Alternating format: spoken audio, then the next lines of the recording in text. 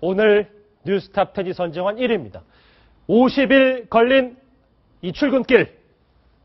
자, 그리고 7위는 용서받은 갑질. 자, 대한항공 땅콩 회항 사건 이때 조현아 전 대한항공 부사장의 기내 행동을 폭로했던 박창진 사무장의 모습이 오늘 오전 언론에 포착이 됐습니다. 이도영 처장. 네.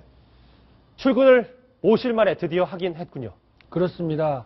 이 사건이 알려지고 나서 병가를 낸 지 50일 만인 오늘 아침 9시 10분쯤에 김포공항의 모습을 나타냈는데요. 예. 엊그제 있었던 조양호 회장의 법원 출석 있지 않습니까? 그날 원래 같이 증인으로 나오게 돼 있었는데 오늘 비행을 위한 회사 신체 검사를 받느냐고 그 법정에는 나오지 못했습니다. 근데 예. 이 신체 검사가 잘 특별히 이상 없는 것으로 확인이 돼서 오늘 정상적인 비행 스케줄에 따라서 김해행 비행기에 승무원으로 탑승을 했습니다. 일단 출근은 50여일 만에 했는데 여성한 변호사님 오래 기다리셨죠. 지금 보면 이 지난주 금요일에 조양호 회장의 공판에서 발언했던 진술과 이 박창진 사무장의 출근이 좀 어느 정도 연관이 있다고 봐야 됩니까? 당연히 연관이 있죠. 그리고 저는 그 서부지법에서 재판을 했는데 예. 이 조양호 회장을 사실 증인으로 채택한 것 자체가 아주 특이한 케이스입니다. 그렇죠. 왜냐하면은 조양호 회장이 무슨 사건 당시에 현장을 목격한 사람이 아니기 때문에 결국 조양호 회장은 이 조현아 전 부사장의 형을 정하기 위한 우리가 소위 양형 증인이라고 그럽니다. 형을 양정하기 위한 증인인데 이런 거는 보통 강력 사건, 강도나 살인 이런 경우에 이 사람이 어떻게 어릴 때 살아왔냐 이런 걸 하기 위해서 증인을 채택한 경우는 있어도 예. 이런 사건에 그 양형 증인을 채택하는 게 참 드문 경우거든요. 그렇죠. 그런데 이제 만일에 조양호 회장이 그때 증언하기를 박창진 사무장이 아무런 불이익이 없을 것이다 이렇게 증언했지 않습니까? 그런데 만일 그 박창진 사무장이 계속 출근을 안 하거나 이런 모습을 보인다면 조양호 회장이 법정에서는 아무런 불이익이 없다고 증언해놓고 내부적으로 뒤에서 불이익을 준다는 그런 의심을 받을 수 있기 때문에 아마 그 회사에서 등 떠밀어서라도 박창진 사무장은 출근했어야 될 것입니다. 그러니까 그 증언의 진실성에 대한 그 증거죠, 이게. 그렇죠. 박창진 사무장이 출근하면서 조양호 회장의 말이 이제 굳어지는, 심증이 굳어지는 이런 건데 조양호 회장이 지난 금요일에 법정에 들어섰을 때와 나올 때 어떤 말을 했는지 참 궁금한데 직접 목소리를 들어보시겠습니다. 박창진 사무장 향후 거취에 대해서 회사 차원에서 논의된 바가 있으면 설명 한번 부탁드립니다. 법정에서 충실히 제가 보겠습니다. 자기가 배당 불법이요. 불법하지 마시오. 불이익을 당하지 않게 약속했습니다. 예, 인터뷰를 할 때 주변에 고성도 들리고 말이죠. 이도영 차장. 네. 그런데 지금 박창진 사무장과 당시 현장에 있었던 동료 승무원 간에 지금 말이 안 맞고 갈등도 좀 있지 않습니까? 예, 엊그제 열렸던 조현아 전 부사장의 공판에서 증인으로 출석한 당시 그 땅콩을 서빙했던 여자 승무원이 증인으로 출석을 했는데요. 예. 그 승무원이 이런 말을 했습니다. 회사 측에서 어머니에게 전화를 걸어서 교수직 자리도 제안했다. 맞습니다. 하지만 예. 난 거절을 했다. 그런데 박창진 사무장이 방송에 나와서 내가 그런 제안을 받아서 그 이후에 국토부 조사에 나온 뒤 그 허위 진술을 했다. 이렇게 말을 해서 나는 나쁜 사람이 됐고 인터넷에서 신상이 모두 털려서 정말 살기가 어렵다. 이렇게 그 박창진 사무장을 향한 원망 섞인 발언도 쏟아냈거든요. 그래서 과연 이 박창진 사무장이 대한항공에서 이 조양 회장의 약속과는 상관없이 그와 별개로 직원들과 조화를 이루면서 잘 근무를 할 수 있을까 이런 우려가 나오고 있는 이유입니다. 그렇군요. 지금 시청자 질문이 들어왔다는 사인이 왔는데 저희가 아까 시청자 질문이 너무 빨리 들어와서 금방 너무 궁금해하시는 분들이 있어서 저희가 한번 잠깐 보여드렸었습니다. 보실까요? 여성원 변호사님, 박창진 사무장이 복귀해서 사무장이 아닌 승무원으로 국내선 비행기를 탄다고 하는데 불이익을 받는 건 아닌가요? 조직적 왕따 가능성도 있지 않을까요? 참 이렇게 생각하시는 시청자분들 참 많으실 것 같은데 저도 궁금했습니다. 날카로운 질문인데 답변을 좀 부탁드릴게요. 전혀 그렇지 않을 것입니다. 전혀 그렇지 않다. 만일 박창진 사무장이 앞으로 대한항공에서 불이익을 받거나 승진해서 누락되거나 어떤 보직에서 어떻게 배제되거나 이러면은 이게 또다시 SNS 등을 통해서 문제가 되지 않겠습니까?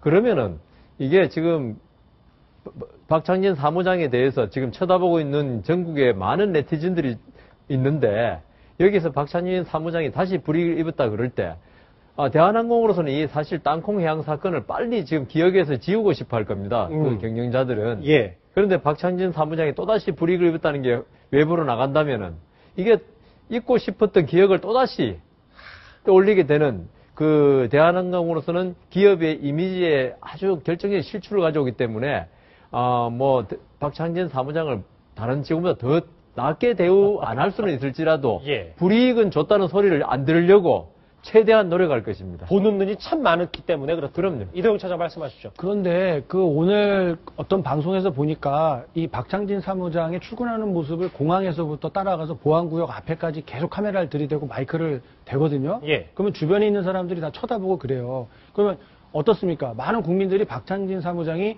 정상적으로 제대로 근무하기를 희망하고 있지 않겠습니까? 예. 그런데 공항 출근길에서부터 마이크를 들이대고 카메라를 들이대면 물론 언론이 그 국민들의 알 권리를 충족시켜줘야 될 의무는 있지만 이런 방식으로 박창진 사무장에게 계속해서 카메라를 들이댄다면 짐을 지우는 거다. 기내 안에서도 그 사람 아니야? 이렇게 막 물어볼 테고 다른 스튜디오스한테도 혹시 저 사람 맞아요? 라고 계속 물어보면 다른 동료들도 같이 근무하는 게 상당히 버거워질 수가 있습니다. 그렇기 때문에 지금 이 순간부터는 박창진 사무장이 불이익을 당하지 않는가 그 부분에만 관심을 가지면 되고 그 사람이 비행기를 타고 승무원으로 일을 하는 거에 대해서는 좀 놔두는 것이 그 개인과 또 많은 사람들을 불편하지 않게 하는 그런 일인 것 같습니다. 일단 저희는 영상은 준비하지 않았습니다.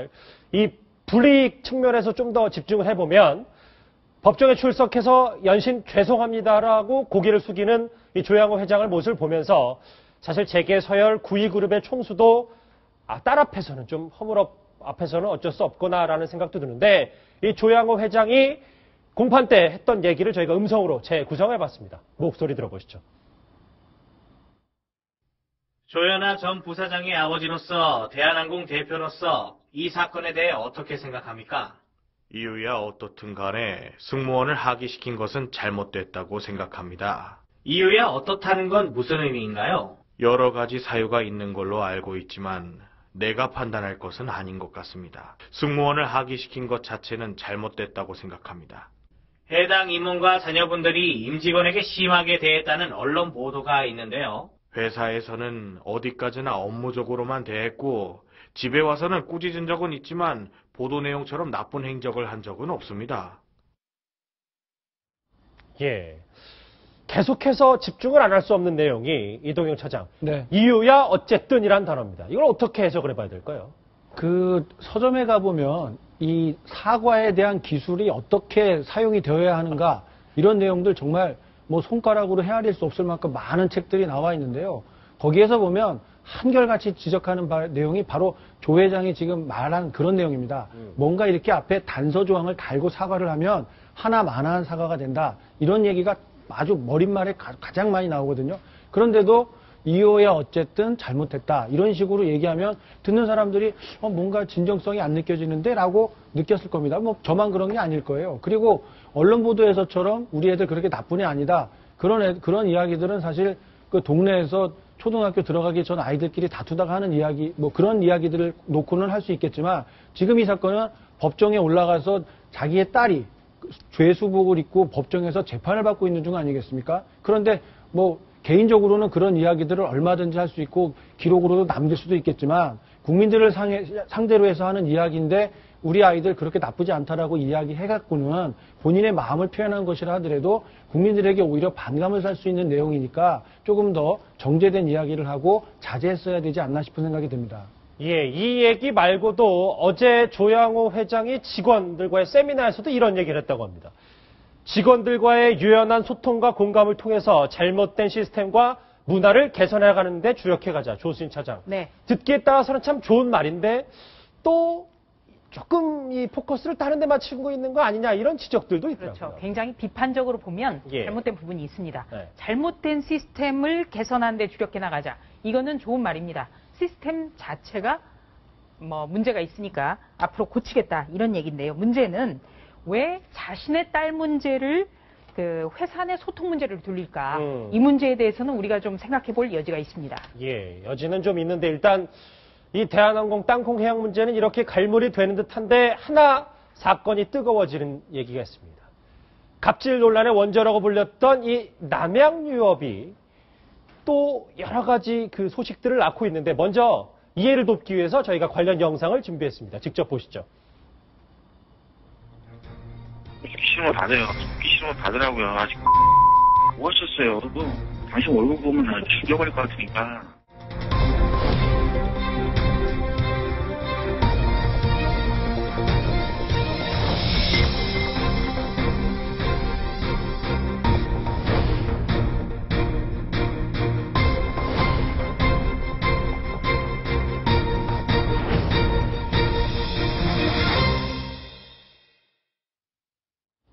어느덧 2년 전 얘기가 됐지만 이 남양유업 사태 모두 생생히 기억하고 계실 겁니다.